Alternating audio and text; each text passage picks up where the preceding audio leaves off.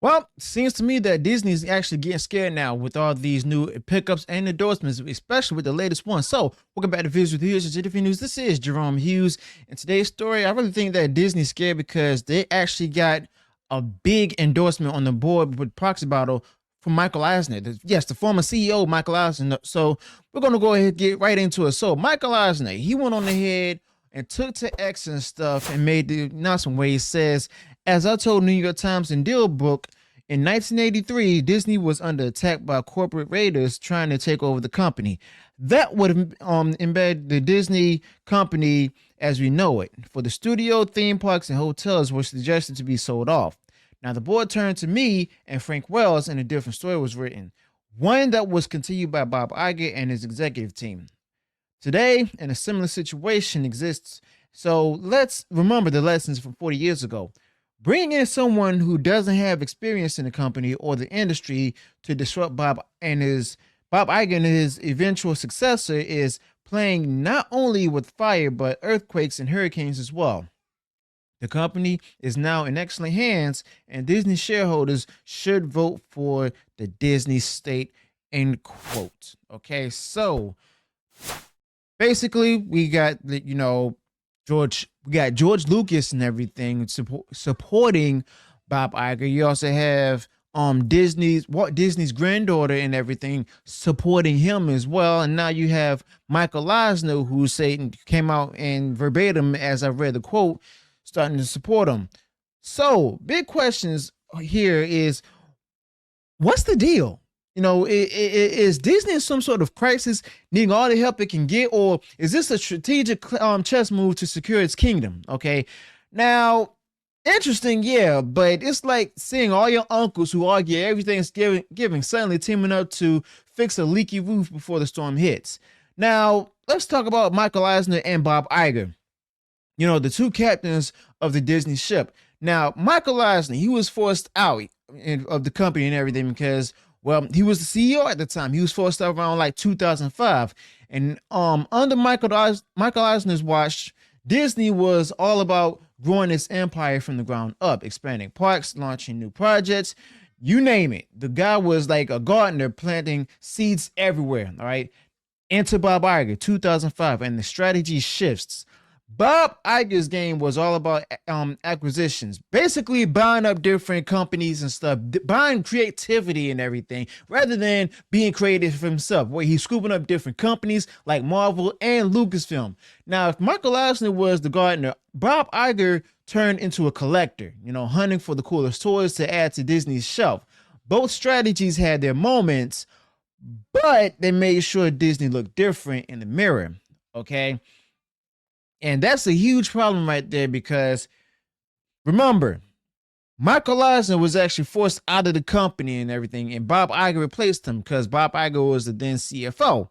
And with that being said, it's like now we see like all of those who were enemies of Bob Iger all of a sudden supporting him. I'm starting to think something fishy is going on here because there's no way in the world where all these people said all these things about Bob Iger and everything, and all of a sudden they decide to go ahead and support him, and something really fishy is going on here. And I'm actually questioning it myself because the simple fact of the matter is you don't make enemies and they become allies all of a sudden and stuff, and it's crazy that they're also saying that Nelson Peltz is looking to go ahead and try to force Bob Iger out.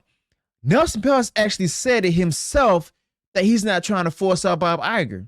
He's trying to work with him to go ahead and make changes to the company. The problem is he's not using his board to go ahead and get these things done. So now he's looking to force to get new board members up there or have votes done to get new board members up there that Iger can't control. Okay. And the simple fact of the matter is that Bob Iger is actually pretty scared about all of this happening.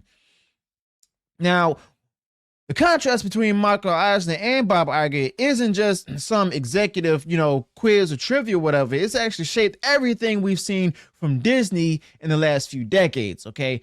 From the different adventures we get to experience in Disney parks to the movies that hit our screens, okay? The fingerprints of those two eras are everywhere, okay? It's like comparing classic Disney rides with the latest virtual reality experiences, both magical but they're actually different, But with all these past legends circling back into Disney's orbit, one has to wonder what exactly is the big picture. Is Disney trying to prepare for a massive showdown, or is this a play to keep the peace within its realm? Okay, let me know your thoughts about that in the comments below. Also, and it's not just about nostalgia or correcting past mistakes. It's about steering the Disney ship through some choppy waters ahead. Okay.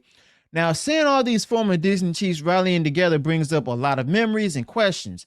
Are we about to return to the glory days, or is this just a band-aid on a bigger issue?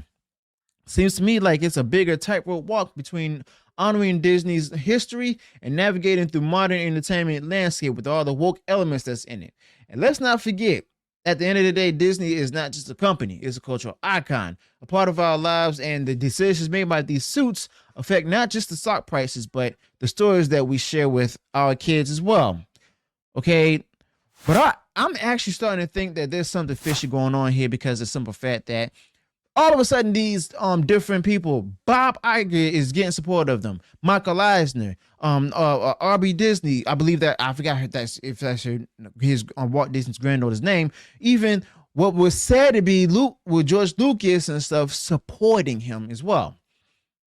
But the fact of the matter is that something's going on, and Disney's scared because of the fact that Bob Iger and Disney are scared, because you have people who are supposed to be enemies of Bob Iger and everything all of a sudden become his allies. I don't think it's due to Nelson Peltz coming in and everything. Oh no, I don't think that at all. I think it's something much bigger. Are they actually afraid that Bob Iger, that they're not going to be able to get Disney and everything, their hands on the company and stuff, if Nelson Peltz actually joins the board? Remember, Nelson Peltz did not say that he's going to force out Disney, and Disney's claiming that. Bob Iger and Disney's claiming that, because y'all remember that shareholders campaign video and stuff that Bob Iger and Disney released on their one website. No, and they actually went against not only Nelson Peltz, they also went against Ike Perlmutter and even Jay Rasulo. Okay, the fact of the matter is they kept putting words in their mouth and everything, and also bad mouthing them and stuff. And in reality, they were actually speaking fond of Bob Iger, And now to have Bob Iger and the rest of the company go ahead and call them out, spreading lies against them, and a lot of people claiming that they're just trying to force out Bob Iger from being CEO. No. As far as I'm concerned and stuff, a lot of people actually wondering why isn't there any newer or younger talent and stuff. Not too young, but younger talent, nevertheless.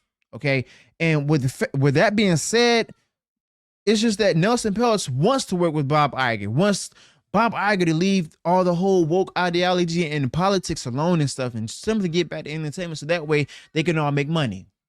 Okay, simple as that. Simple as that.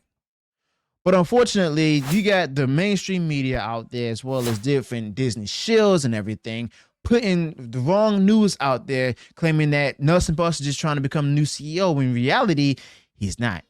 He's actually said it himself that he's looking to work with Bob Iger. He's not trying to replace him with anyone else, okay?